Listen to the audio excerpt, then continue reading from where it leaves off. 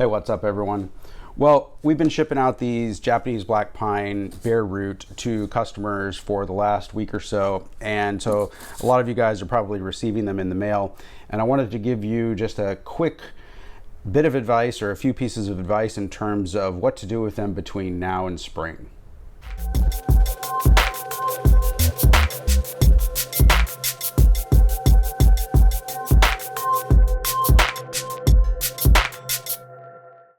All right, well, when you get them, they're going to be in a box like this, and then inside the box is going to be a bag full of perlite and either 5 or 10 or however many you ordered black pines. And right now these guys are relatively dormant, so bare rooting them is not really a big deal. Now, the easiest thing to do with these is just to go ahead and stick them right into your refrigerator in this bag. Make sure the bag is kind of sealed.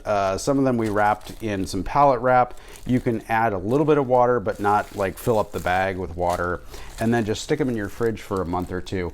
You want to keep an eye on them both on the root side, so if you're seeing bright white root tips down growing in the bottom, that's fine, but if you're seeing a lot of growth, you might want to consider taking them out and potting them up. But if you do start to see the growing tips here at the top grow, then you're going to want to take them out of the refrigerator and get them potted. If you want to pot them immediately when you get them, just pull them out of the bag and tease them apart. If you're thinking about doing a style other than individual trees, this is the right time to get them growing as closely together as possible. So if I wanted to do like a clump of 3 trees, it's going to be a lot easier for me to get those 3 trees with their trunks right next to each other right now than it is a year from now or 2 years from now or 10 years from now. So keep that kind of thing in mind.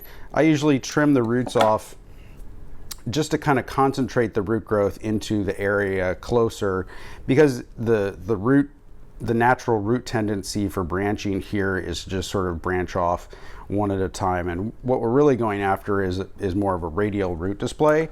But I don't like to trim off too many roots all at once. If you do a root trim like this now and then you do another root trim after this coming growing season, you can end up with some really good roots as you move these into larger containers. Once you've done that, just go ahead and stick it into a small growing container like this. I wouldn't recommend that you stick it into a really large growing container at this point, because these are only a year old, and then fill it with some soil and water it. Once you've done that, these guys are basically set to go for the next year. And if you're making little teeny trees, you might want to wire the trunk like we covered in another video. But the important thing is to make sure that you're successful in terms of growing them. And the hardest period is going to be the period between now and when your normal repotting interval would be if you're in a cold area. We're shipping these kind of all over the US, so some people from, say, San Diego got them and they're already in their repotting interval. Whereas if you live in Minnesota, you probably have a couple months to go, or maybe 3 or 4.